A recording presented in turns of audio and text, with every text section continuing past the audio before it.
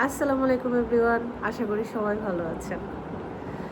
মানুষের জীবনে অধঃপতন ওই দিনই শুরু, যেই দিন আপনার জীবনে অন্য কোনো মানুষ বা অনেক মানুষ বা একজন মানুষ বারবার হস্তক্ষেপ করে, আর আপনিও বারবার তাকে হস্তক্ষেপ করতে দেন।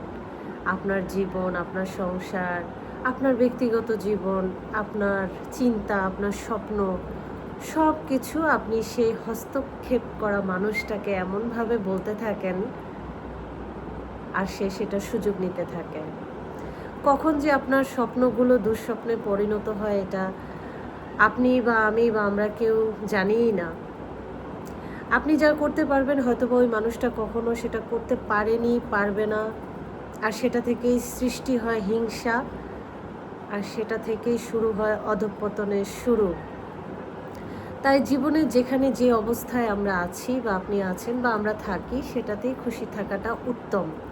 তার কারণ হচ্ছে, আমরা যখন খুশি থাকি না, তখন অন্যের সাথে শেয়ার করি, আর ওই অন্য মানুষটা কতটুকু হস্তক্ষেপ করবে আর সেই হস্তক্ষেপে আমাদের কি ক্ষতি হবে আমরা কিন্তু জানি না।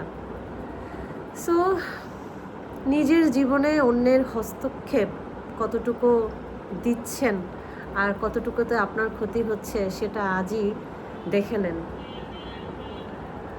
অধঃপতনের শুরু ওই দিনই, যেদিন আপনার জীবনে মানুষ হস্তক্ষেপ করবে।